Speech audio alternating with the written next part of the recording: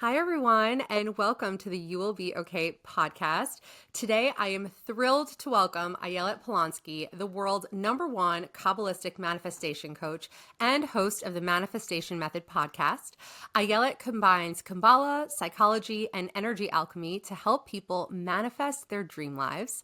Her journey is nothing short of extraordinary. She spent 6 years in an ashram in India, meditating blindfolded for 8 hours a day, 8 years in Israel studying and teaching Kabbalah, and time in the Amazon jungle learning shamanic rituals and the power of sound and vibration to shift reality. Ayelet has worked with Hollywood actors, professional athletes, CEOs, and everyday people to help them align with love, success, and abundance. Today, she's here to share her wisdom on manifesting lifelong love and attracting relationships. Welcome, Ayelet. Thanks, Sabrina. So Did happy I to get be here. everything right? You have a You got- very big, impressive resume. It wasn't so easy distilling it all down. I mean, to the extent that we can fit 20 years of my life's work into an introduction, I think that was perfect. Yeah. Okay, amazing. So let's just dive right in because I have a lot of questions for you. First, what does it really mean to manifest love? Like, is it just about thinking positively, or is there more to it? Oh, there's definitely more to it. There's always more to it, right? It's like the thinking positive part, while that is a big piece of it and a crucial, important piece of it, manifesting love, really, if I were to sum it up in one line, it comes down to become a vibrational match for that which you want to attract, right? What does that actually mean? It means I get clients all the time who have a bucket list of all the things they want in a partner. And then once they've written down their bucket list, I have them look at that list and I ask them, are you someone who is a vibrational match for all of the qualifications that you have written down? When I say vibrational match, I don't mean that if, let's say, a woman comes to me and top of her list is, I need him to be financially abundant. Does that mean that the woman has to be financially abundant? No, that's not what I mean when I say vibrational match. What I mean when I say vibrational match is a woman who can then raise her man up, appreciate him in such a way, praise him, respect him in such a way that allows him to maintain that financial abundance. So are you someone who is worthy of a man who is financial? Like, that's just one tiny example, but become a vibrational match for that which you're wanting to call in. Okay, so how does someone know if they're energetically aligned or a vibrational match, or if they are blocking it? Yeah, so I think it really requires some deep, deep, deep introspection and getting honest with oneself. And I think the problem is that most people don't know. Most people are quite living unconsciously or ignorant of who and what they are. What is my vibrational frequency, right? So a good place to start would be, I know that when I was manifesting my husband, or I was ready to manifest him, one of my criteria was that he be emotionally attuned, like emotionally intelligent. Meaning, can he pick up on the subtleties in my energetics? If I'm upset, if something's causing me to constrict, if something's putting me into a state of disconnect with him, can he have the emotional intelligence to pick up on those subtleties so that we can come back into coherence together? Now, for me, that really required a really deep level of introspection and me asking myself, if I am looking to call in someone who's emotionally attuned and intelligent, am I emotionally attuned and intelligent? Right. Right? Or am I shut down and closed off? Am I expecting my partner to show up in a way that I'm not willing to show up? That's not really a fair exchange energetically, right? Yeah. So a way that you can start asking yourself, look through your bucket list of all of your non-negotiables and then ask yourself, am I holding at the same level of qualification that I'm expecting in my partner? Yes, that is so spot on. I see this all the time with my clients. A lot of the time, especially when we become very fixated on someone very early on, it's because they have qualities that we want. And instead of doing that tough inner work to get there, sometimes it feels easier to just latch onto someone else. Just for example, I remember when I was 25, just insecure, kind of trying to figure out my career, but like no idea what I was doing. And I met this guy who was just so confident and so cool and just so what I wanted to be. And I became obsessed with him. Like he barely had to say two sentences to me. And I was like, I am in love with you. Like I need to marry you. And I made a TikTok about this saying that a lot of the time when this happens, it's because you want to be them. But really, you need to become, rather than chasing after this person and trying to get them to love you, you need to become that. Okay, I'm drawn to him because he's so confident. So I need to become that. Yep. And I would say the number one quality that men look for in women, just like you're talking about confidence here, right? And it is a sense of confidence. It's a sense of she can hold her own. She is so secure in herself that she's not looking to the rest of the world to define who she should or needs to be. Right. So becoming that, right? If you want to be a magnetic pull to the opposite sex, and I'm mainly speaking to women here, right? But I think it applies to both, really. It's like a woman who is so secure in herself becomes magnetically attractive. Yeah, absolutely. That's how I manifested without even knowing like the word. I feel like manifestation has really become popular and it has come into the commonplace vernacular only within, I feel like, the last few years. So I didn't realize that's what I was doing, but it was absolutely when I changed my vibrational energy, that's when everything started to change in my life. And that's when I was able to, I guess, manifest my husband. And this guy who I dated in high school, who had no interest in dating me for like 11 years after that, we would run into each other. All of a sudden, he wanted to date me and all these other guys because I completely changed my vibe and how I felt about myself. And that is the piece that most people get wrong. And Yes. speaking of, like, so what are some of the common misconceptions about manifesting love? And what do you see that most people get wrong when it comes to manifestation? Okay, amazing. So I will answer that in a second, but just based on what you just, I just kind of backtrack Please, yeah. because a really good hack, a dating hack that I started implementing before I met my husband when I was dating. I think so many women, when they go on dates, they walk through that door thinking, am I doing enough to impress him? Yes. Yes. Right? Where is the paradigm shift? And I think where you really start to get the upper hand in dating is when you can see it as, no, I'm interviewing him, right? Is he qualified for me? Because that paradigm shift automatically puts you into this perspective where all of that low self-esteem and low self-worth gets to kind of like fizzle away. It's no longer about, am I doing enough to impress him? And then the whole focus of the date becomes, around that. Yeah. Yeah. So that's just a kind of little powerful hack that I love to implement.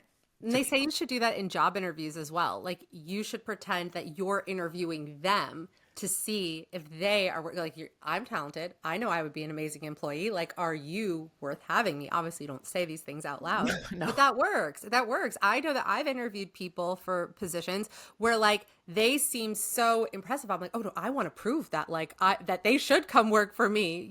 There definitely is that. It's the same concept. You Yeah. don't ever want to come across as, please choose me, please love me. Yes. Instead, it needs to be, I know my worth, I know my value.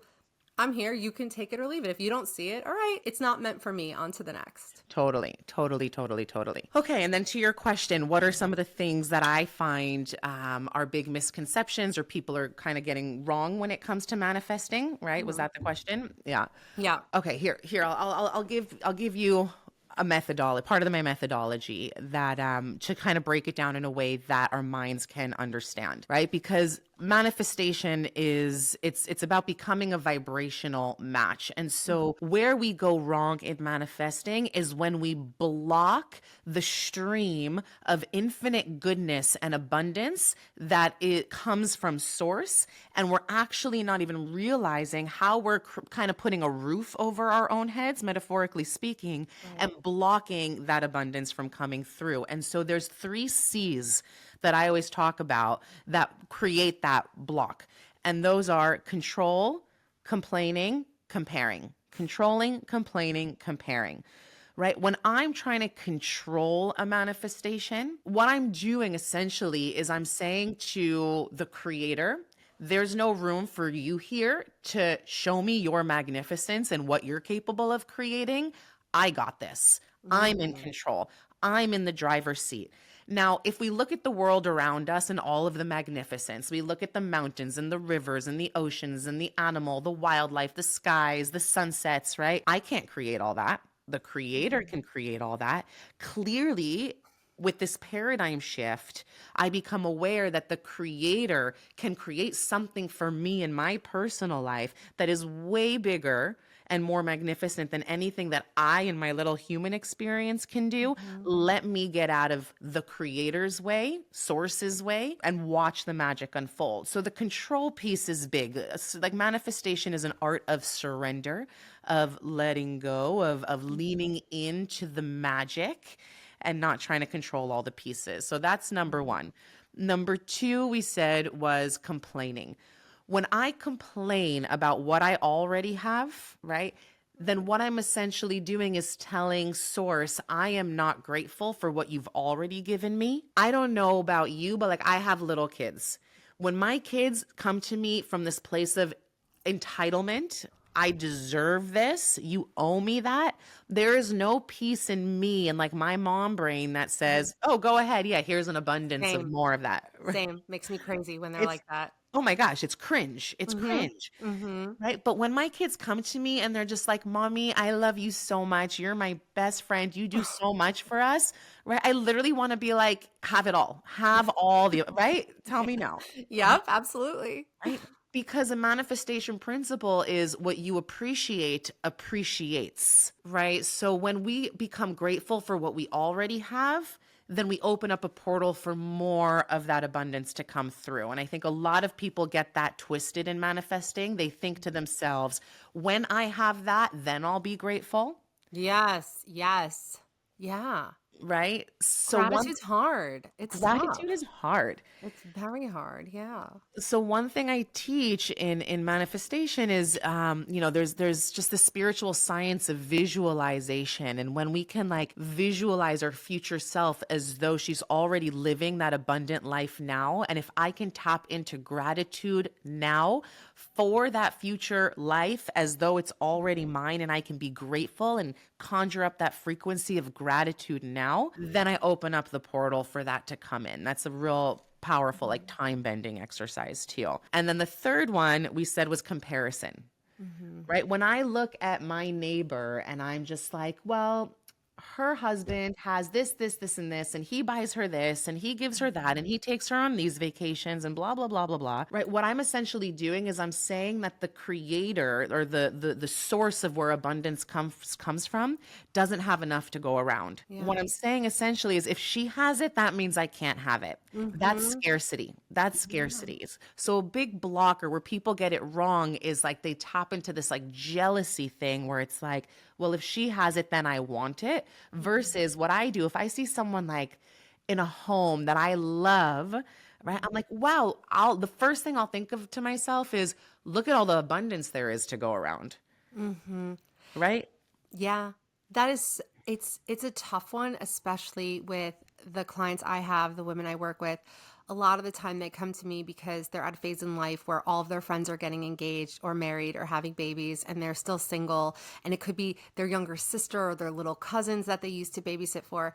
And it sends them into the pits of despair.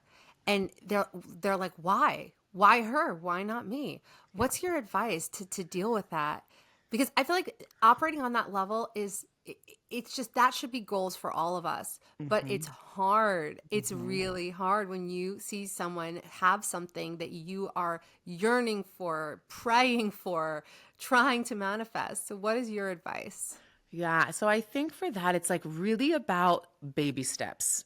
And Yeah. I mean baby steps. It's going to sound so rudimentary to like any personal development journey, but having a gratitude journal, right? Mm-hmm. We take it for granted because it's such a basic exercise, and it really is, but it's like the first step to any, like growth journey is I can't be grateful for what someone else has if I'm not grateful for what I already have. Right. Yeah. So it's that basic. It's that simple. Right. Right. There was this really powerful practice I once did where for 21 days in a row, I wrote down, and it sounds excessive, but I wrote down 100 things every single day that I was grateful for. Wow. Oh And my gosh. I have a it's hard time doing 3 every day. that's what I'm saying. Like, honestly, if a person can even write down, I would say like 18 things. Start with 18 things Wow. for 18 days. 18 is a mystical number, it's a spiritual number. It'll Mhm. open up portals of like divine opportunity for you if you do 18 for 18. Wow. Right. 18 things you're grateful for. And I mean, like, if you start running out of things, I'm grateful for my left pinky toe.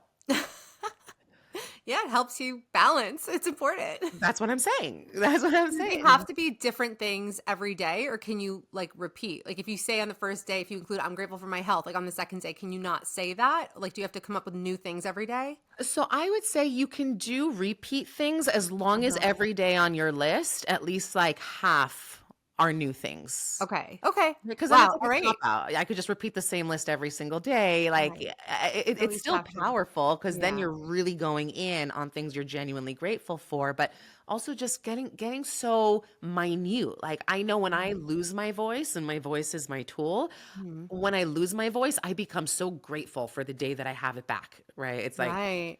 Yeah. I mean, yeah, it's like when you have a cold and when you have the flu, when you have the stomach bug, like all that stuff, you realize, oh my gosh, like the value of your health and that you took it all for granted. And then you're so grateful, you're so appreciative for like a week. And then even if even that, and then it just kind of wears off and you go back totally. to taking it all for granted. It really is a practice. It's a commitment. It's a lifelong commitment being Yep. grateful. I mean, I just know personally in my life, the periods of time where I'm keeping a gratitude journal and the way I do it is a little bit less intense. I do 2 things every day, but I cannot repeat. So every day has to be something else. Mhm. And after the first week, this gets very hard because you can say, I'm grateful for my health. But then you have to start getting into the specifics because I'm like, I can't say my health again. So I'm grateful I can see, I'm grateful I can hear, I'm grateful. You get very, very specific. And I notice that when I'm consistent with that, I am so much happier and calmer. But our brains don't always go to the happy place. We are so pulled toward the negative and everything that's wrong. And so, can you manifest the things that you don't want by living in the negativity? You're not going to like the answer. but, Uh-oh. but the answer is yes, Yeah. absolutely. I say you are living the law of attraction whether you like it or not, right? So I Mhm. see the mind as a garden and we are the gardeners, Yeah. right? And so the mind is the whole psyche and it is neutral. It does not care if we're planting good seeds or bad seeds, Right. right? But whatever seeds we're planting, good ones or bad ones, seeds of I am worthy, I am divine, I am capable, I am more than enough, I am awesome, or seeds of I'm so stupid, I hate myself, I Yeah. don't look good today, right? All whatever seeds we plant, that is what's going to grow. Right. And Right. essentially, whatever we grow, like becomes par and parcel of our whole energetic makeup. And our Mhm. energetic makeup is what sends signals out into the quantum field or the field of infinite possibility, where all the codes of information that we're Yeah. sending with our thoughts and our speech and our emotions gets programmed and then manifest back down here in 3D. So, yes, can we manifest what we don't want if we're thinking something over and over and over again? Now, we can, and I think it's important to note, because I don't want to freak people out here, Okay. because a lot of us have fears, Mhm. right? We have Yeah. fears, and sometimes they feel debilitating and they really feel like they're out of our control. Mhm. Right. And so when I say we manifest what we don't want, it usually happens when it comes down to the level of emotion. Mhm. Right. So if it's like, if I don't think I'm worthy and I feel in my body that I am not worthy, then that emotion is going to that frequency is what's going to attract experiences that validate my unworthiness. Yes. And I'm attracting those experiences not because they are curses, but all of those experiences then are divine lessons trying to get me back to this place of realization that I'm here to pass a divine test. There is a divine lesson here for me in these life experiences. And if these experiences that are being reflected back to me are reiterating or reinforcing my lack of worthiness, that is source telling us you are a divine being. Right? You are more than worthy. I'm giving you these experiences to work on that so that you see it like a mirror in your face and you see what you need to be working on. So you pass a divine test. But if it's a fear that just comes in as like a thought bubble and it doesn't trickle down into the level of emotion, then it's just passing fears. Right. So if you have a fear that you really don't want manifested, it's enough for you to notice, oh, that fear is coming back. It's coming into my head. I'm going to pop the thought bubble, and you might have to pop it 100 times a day, right? Which is okay. But at least you're starting somewhere. You're popping that thought bubble. You are so wise and you are so skilled at articulating these really complex ideas. It's really unbelievable.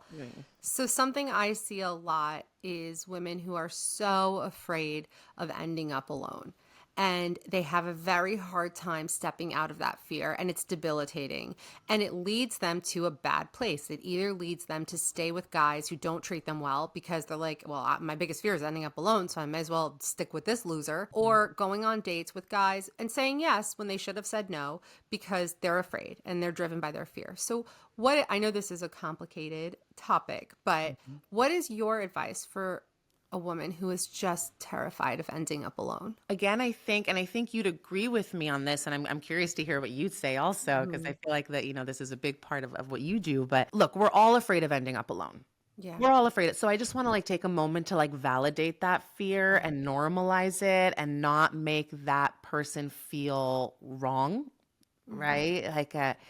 I think it's part of the human experience, and it's literally the mechanism that drives us to want to be in partnership, to want to be in community, to want to have friends, to cleave onto our family members, right? And so there's this inherent sense of wanting to feel seen, heard, and understood. Right? Which is what drives us to be with other people and to have specifically that deep, intimate relationship with another person. So for that woman, if it really becomes a debilitating force in her life, then doing some inner work where she can now come to access the parts of her that are looking to be seen, heard, and understood by others, and kind of doing that reparenting work to go in and give that validation to those parts of her that are thirsty for connection. Yeah.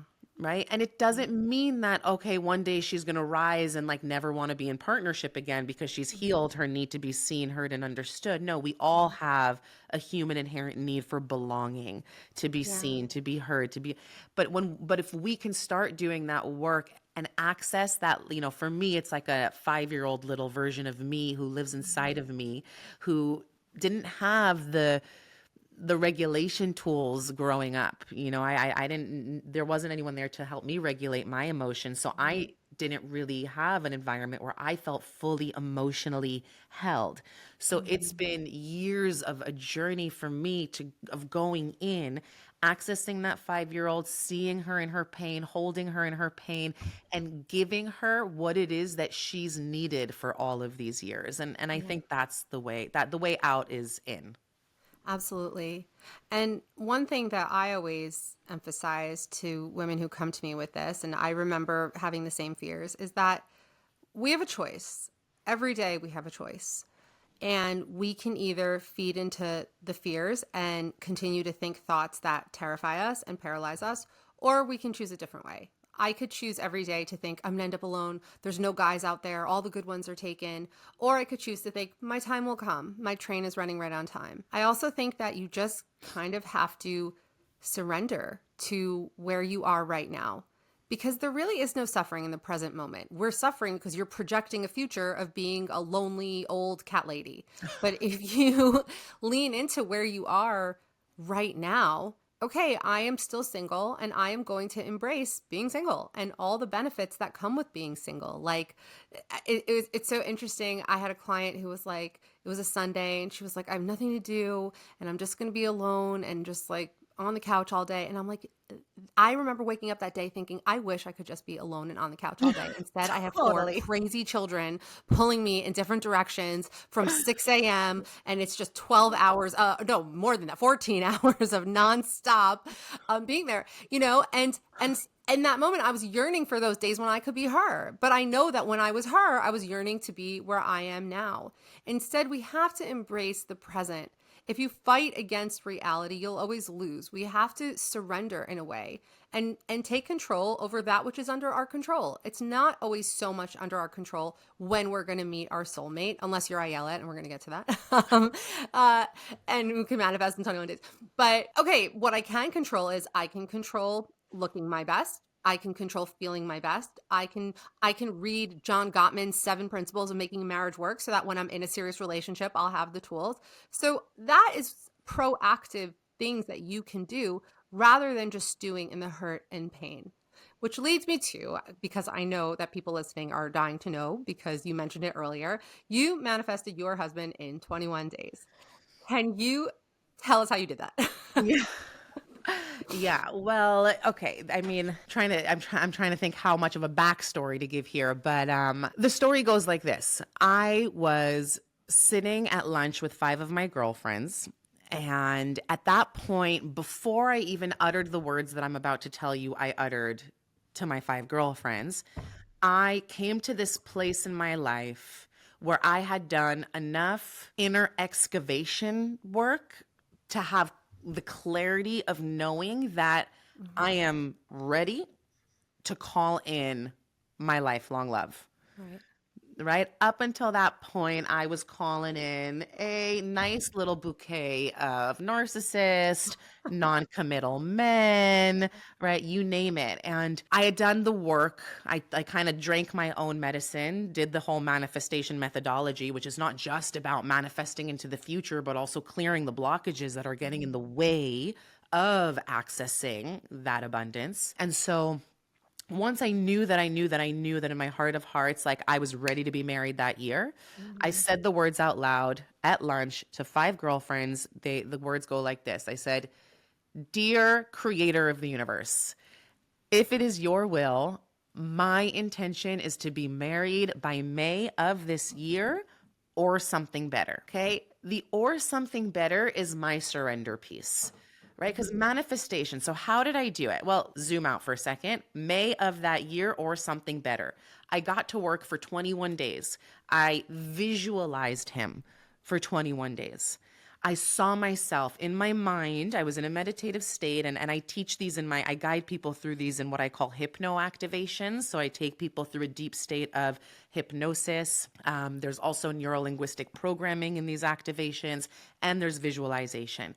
So we put you into this like theta state. So you're kind of in this trans meditative state, and I'm seeing that future version of me, and I'm calling it in now by living it as though it's already mine. So I'm seeing myself on my wedding day. I'm wearing that dress. I'm seeing my makeup. I'm seeing the flowers in my hair. I'm seeing him and I dancing on the dance floor and exchanging vows. Then I'm seeing us in our future home together.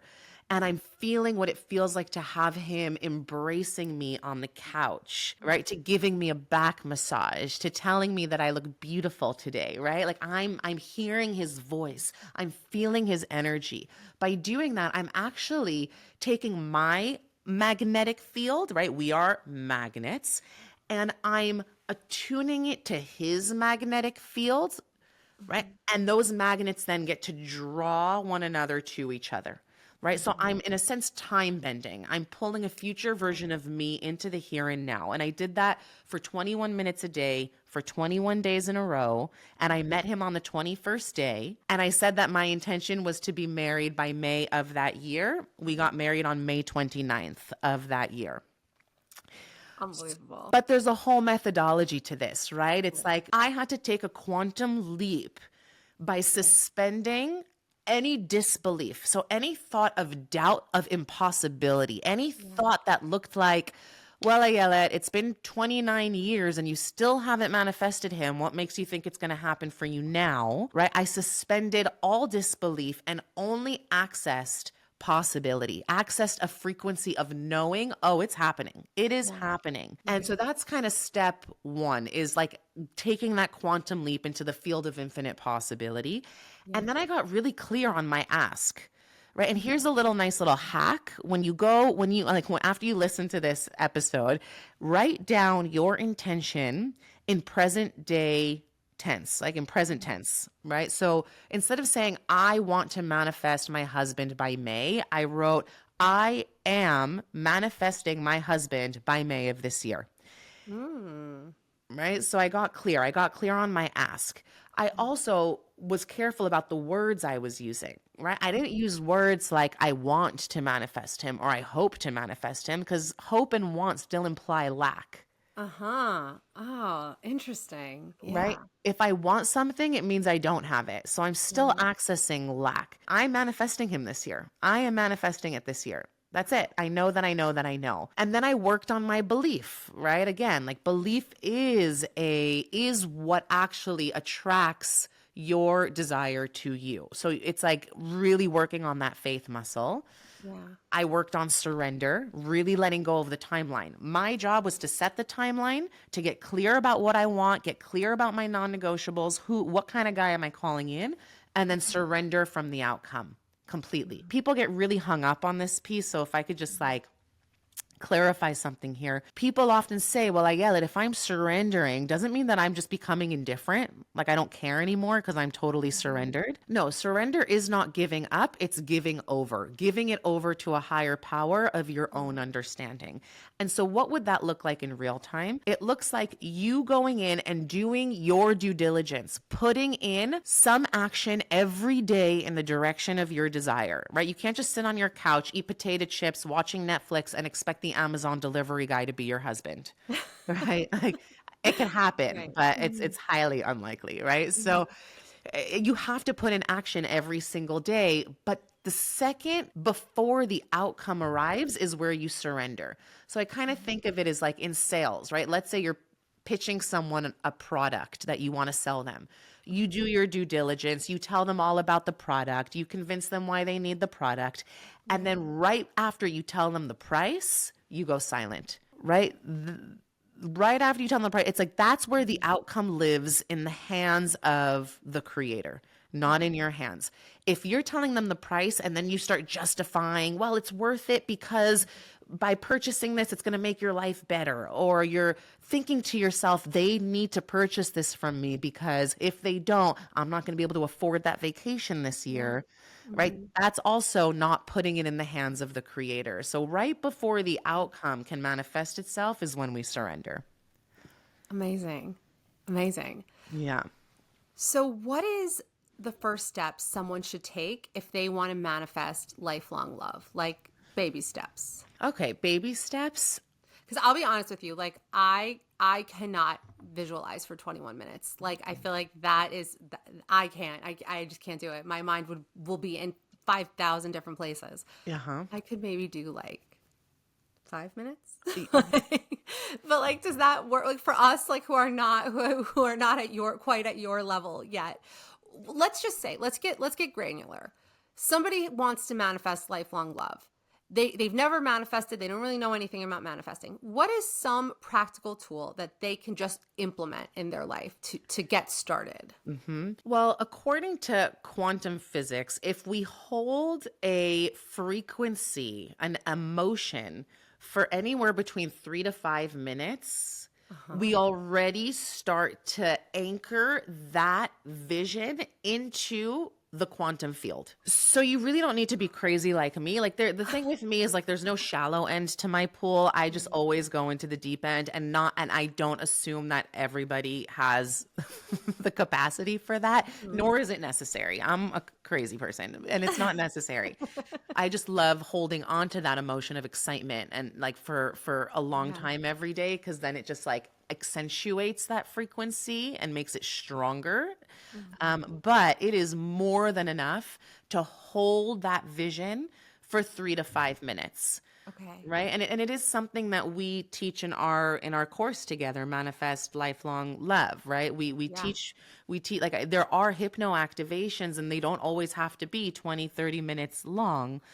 Just holding a frequency for 3 to 5 minutes is enough. And also, I'd say step one, write it down, get clear. What is it you want? Right? Like, what is it that you want?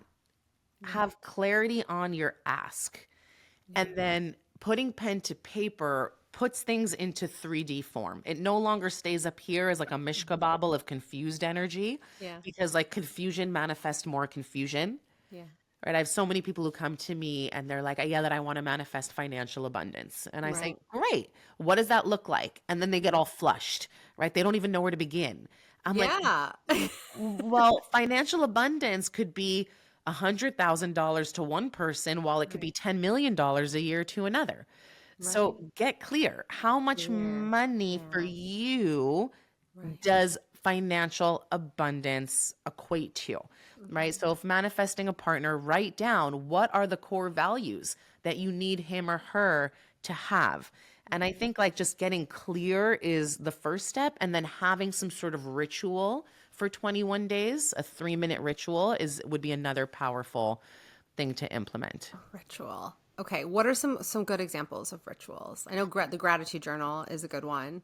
What's something else that someone can do to like raise their vibrational frequency every day? Oh my gosh. I have like a whole thing on my Instagram where I share like Ayelet's frequency hacks.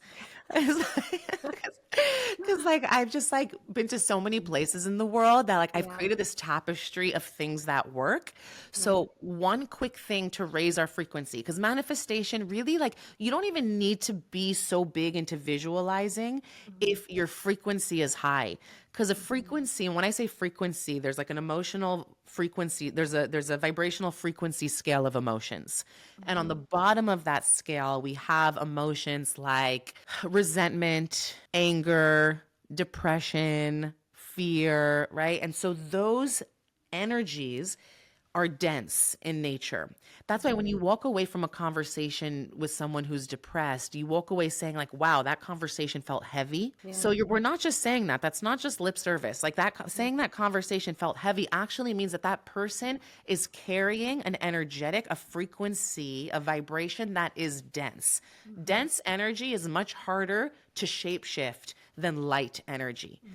So, by going up the emotional scale, we start to access things like love, joy, bliss, gratitude, right? And Mhm. those energetics actually make someone feel lighter, which is why when you walk away from a conversation with someone who's joyful, you're like, wow, that person just filled me up with so much light. So, by maintaining a high frequency, you're already going to see things start to manifest very quickly. So, certain things I do to shift my frequency. So, one of them is something called earthing. Earthing, if you haven't seen the documentary, it's free, it's on YouTube. It's called Earthing. Watch it. I highly recommend it. It talks about the science of going outside and planting your bare feet on planet Earth, Yeah. right? The electromagnetic field of the Earth is incredibly grounding, is incredibly healing. Mother Nature is incredibly healing, Mm. right? In this documentary, you see people who have healed themselves of like chronic diseases just by like laying their body on the earth for a few minutes every day. Do you do this in the wintertime too? So here's the thing. Here's another hack. There are what's called earthing mats and earthing sheets. So Mhm. I have on my bed, and it's plugged into the outlet because the outlet gets its energy from, you guessed it, Mhm. planet Earth, Yeah. right? So the wires are connected to the Earth. So you're getting the electromagnetic field into those wires, into a sheet that you then sleep on. So you can look up, Mm. earthing sheets. I have earthing mats. When I'm sitting at my desk and working, I plant my bare feet on an Mhm. earthing mat. Right. So you can get one of those. Another thing that I've done, so it's been now about a year and change. People are gonna have a hard time hearing this probably, but Mhm. I broke a huge addiction with coffee Oh, wow. and shifted to ceremonial grade cacao. So I was a coffee addict. and I was a coffee snob. Nobody could have paid me enough money to like quit drinking coffee. And I had like the best of the best tools at home to make it like cafe style coffee. And then one day a friend of mine challenged me to go on this detox with her, a 40-day detox. And I was like, I can't do it if I have to give up coffee. And she said, well, why don't you just replace coffee with ceremonial grade cacao? So that's what I did. And I had more energy throughout the day than I've ever had. Till this day, I stuck with the cacao. It's incredible. It gives me sustainable energy so I don't have that 3, 4 p.m. crash anymore. Yeah. And for people who are big coffee drinkers and are hearing this and they're just like, yeah, no chance, I yell it. I Same I right here. Yeah. I really recommend drink your cacao. And I have a whole list that I share on Instagram of like superfoods that I add to my cacao. So if you're interested, I'm happy to share the whole list. But even just sticking with cacao for now and adding like half a shot glass worth of coffee to your cacao at the beginning could be a really powerful frequency shift. Oh, wow. So interesting. Okay, well, since you mentioned it, we should probably explain this a little more. But Ayelet and I are actually launching a course this coming Valentine's Day, all about how to manifest lifelong love. As you can tell, this woman is infinite source of knowledge. She will be teaching exactly how to manifest all these techniques that we've only touched on in this podcast. She goes deep into, including her famous hypnoactivation techniques. And I will be providing more, I guess, of the practical side of dating, of working on your self-worth, of building your confidence, of navigating the world of dating and relationships with confidence and with ease, so that it's not something that breaks you down, but instead you feel really empowered and can attract lifelong love. And I think it's important to note that we are, for the first time ever, offering our course at a $200 discount. Right? Like our goal this year is to get every single person who is committed to manifesting lifelong love in that relationship by this year. So we're really like trying to get as many people to drink the manifestation medicine and Sabrina's dating medicine as soon as possible, because we just know how powerful this medicine is. And so we're trying to make it as affordable for everybody to be able to access the material. Absolutely. And it's not just for your love life. This is for all areas of your life. Today is my birthday, a big one. I am entering a whole new decade. And there are definitely things that I am hoping to manifest. And I'm so excited to use Ayelet's techniques to do that. Okay, I want to share with you some of the manifestation things that I've done that I've learned on TikTok that haven't worked. And can you tell me why? Why things like this don't work? Yes. Because right now, manifestation is such a buzzword that anybody can call themselves a manifestation expert. Like any random girl who's like, oh, I thought to myself, I want a boyfriend. And then I met my boyfriend the next day. I'm a manifestation expert. They're all over TikTok. They're all over Instagram. They're all over.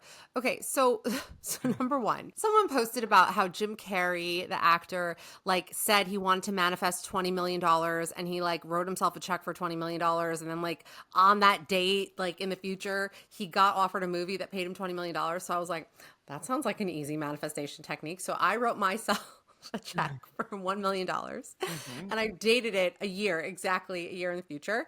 And this was when my former company was collapsing and I was starting a new company. So I was in transition, and in total transition. Anyway, so I was like, yeah, okay, miracles can happen. Why not? So I worked really hard. It wasn't like I wrote myself that check and didn't do anything. But the year passed by and it didn't work. So what did I do wrong? Yeah, well, okay, here's the whole thing. All right. Here's to debunk all of those fun manifestation hacks. Can they work? Yeah, but what Jim Carrey isn't sharing, and the piece that's missing, and I know this to be true about him, is that he took insane aligned action every single day. He went to those auditions, right? He memorized those lines. He went gung ho into nonstop resilience, right? So like the aligned action piece is huge. And like back to my point, like you don't just sit on your couch eating potato chips, watching Netflix, thinking the Amazon guy is going to be your husband, right? It's like you have to really activate that inspired action. And when I say Inspired, meaning like it's not enough to just like go on these dates. Let's say if we're talking about manifesting love, it's not enough to just go on these dates, because if you're feeling burnt out and you're feeling resentful about the dating world and you're feeling like disenchanted because you have this strong narrative that like all the good ones are already taken, so why am I doing this? It's a waste of time. Right? That's not aligned action. There's no inspiration behind it. Jim Carrey was like, he like walked the manifestation tightrope, right? And he saw his goal of $20 million at the end of that tightrope. And that was his North Star. His why was so clear. Yeah. Right? That it filled him up with excitement and motivation. If we're trying to manifest our partners or a lot of money, but we're feeling like we're not coming in with that belief that it's possible, then you can do all the techniques on TikTok, but they're just not going to work. If it does work for someone on TikTok, I guarantee you it's because they're coming with a certain amount of manifestation momentum to back up that little tiny exercise that they're doing. Right. Right. So yeah, I hear you. Look, obviously there are no little quick fixes. And if it was that simple, then everyone would just be doing it and we would all be living in this land of absolute abundance. And that's just not the reality for a lot of people, because it's not such a quick, like, snap your fingers, make it happen. Another exercise. So I can't tell you if this one worked or not because I just did it on December 31st, but you write a memoir dated a year before. So I wrote it dated December 31st, 2025. And I'm looking back on the past year that I had and talking about all the amazing things that have happened to me. So what do you think about an exercise? And it's funny because as I'm writing it, I'm like, I'm aiming high, you know? And as I'm writing, I'm like, oh, that's too much. Like, that's not going to happen in just a year. I'm like, wow, I'm even limiting myself in my fantasy memoir land. But would an exercise, like, what do you think of something like that as a manifestation tool? So I love it. I love writing a letter to yourself. I love vision boards, like creating these vision boards. But here's the piece that's missing when people are doing this. It's not enough to create a vision board or write a letter to yourself. I created a vision board 10 years ago with my like dream home on this vision board, right? And when I did it, I didn't just cut and paste a bunch of pictures from a magazine. I took that picture of my kitchen and I put it on that vision board, and then I saw myself in that kitchen. I felt myself cooking in that kitchen and serving food to my kids in that dining room. Right? I saw the couch in my living room that was on my vision board, and I saw and felt myself cuddled up in a blanket with a cup of tea on that very same couch, right? Fast forward 10 years. Part of that vision on my vision board 10 years ago has a picture of my kitchen with a window looking out at the yard. I always dreamt of having a kitchen where I could be cooking, and there's a window on top of where I'm cooking with an enclosed backyard where I can see my kids playing in the backyard. Like, that was my vision. Right. I made this vision board 10 years ago, but I felt it in my bones when I made it. Yeah. As of 1 year ago, we have this home, and I have my kitchen, and I have my window, and I have my enclosed backyard where I watch my kids playing in the backyard out of my kitchen window. It took me 9 years to manifest my home, right? And all the forces at play that came into being, like, I see why it didn't manifest sooner. It couldn't have manifested. Well, first off, I mean, I wasn't married 10 years ago. I've been married now 7 years, so I needed that first, right? But all these pieces came into play for it to manifest. So when creating these memoirs, when writing letters to ourselves, when creating these vision boards, don't just keep it heady. Feel it in your body. And that's like probably the best hack I can give you when it comes to envisioning your future self. Amazing. Oh, I'm going to try it. I'm inspired. I'm so excited to be launching this course with you and to help share your wisdom with the masses and our wisdom. Yeah, with the masses. Now, tell everyone where they can find you if they want to follow you and learn more. Amazing. So you can find me at The Manifestation Mindset, or if you just put in Ayelet Polonsky on Instagram, and I just share lots of manifestation tools and tips every single day. I also have a podcast called The Manifestation Method. I know that's confusing. Instagram is The Manifestation Mindset. podcast is the manifestation method. Oh, I never even realized that. Uh-huh. And then my website, ayeletpolonsky.com, you have access to a bunch of other types of courses and resources. But if you really, really want like the best of the best when it comes to manifesting your soulmate, I think the best thing you can do for yourself, like do yourself a favor and sign up for the Manifest Lifelong Love series that Sabrina and I are launching on February 14th. It'll only be discounted until February 14th, which is in like less than 2 weeks from now. So if you're listening to this on time, which I hope you are, please take advantage of that. We'd love to see you there, and you get coached by us directly, and you get also access to monthly live calls with Sabrina and I. Yep. And I will link it down below. Plus, I will link all of Ayelet's channels. And thank you so much, Ayelet. I will definitely have to have you on again because I only got through like half my questions. But it's my birthday and I have a massage scheduled. Go. You deserve it. Happy birthday. Happy I birthday. do. Yes, I do. Yeah. But thank you so much. This was amazing. And all right. We'll Thank see you, you soon. Sabrina. All right. Bye. Bye.